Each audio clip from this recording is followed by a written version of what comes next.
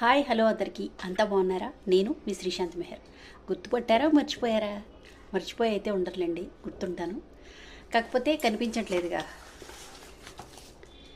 నాలాగే పందీలు ఈ మేడ పెంచి దారిన పోయే వందల కళ్ళను చూస్తుంటాను.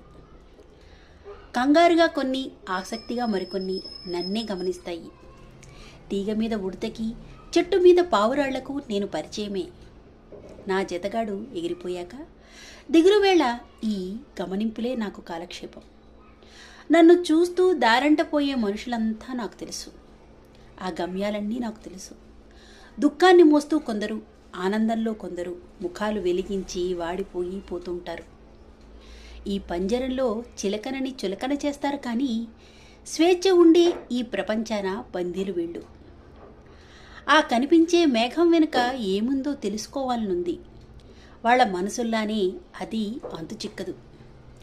ఎక్కడి నుండి ఇటు వచ్చానో, ఇటు నుండి ఎటు ప్రయాణమో తెలీదు. వీళ్ళు అంతే. అంతే కదా మరి. చిలక కన్నా మనం కూడా బందీలమే, చిలక చెప్పినట్టుగా. అది పంజరంలో బందీ, మనం ఈ ప్రపంచంలో బందీ. ఆహాహా, ఈ ఫోన్లో బందీ. అందరికీ, పిల్లలకి పెద్దలకి అందరికీ కూడా మీకు ఇంత నీతులు చెప్తున్నాను, కానీ నేను కూడా ఫోన్లో బందీని.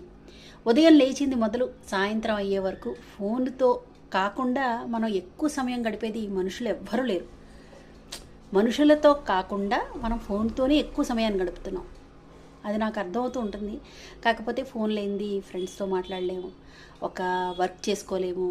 ఏదైనా ఫోన్ చేయాలన్నా, ఏదైనా ఇన్ఫర్మేషన్ కన్నా, దేనికైనా సరే ఫోనే కావాల్సి వస్తుంది.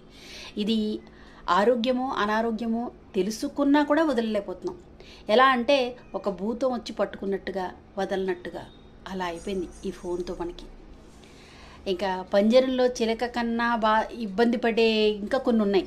చిన్నప్పుడే బాల్యంలోనే ఫోన్కి బందీలైపోవడం, అది చాలా దారుణమైన విషయం. మనం అంటే తప్పట్లేదు, ఉద్యోగరీత్యానో ఇంకొకలానో ఫోన్ కావాలి. కానీ పిల్లలు కూడా ఫోన్లో చిక్కుకుపోతున్నారు చూసారా, అదే చాలా బాధాకరమైన విషయం.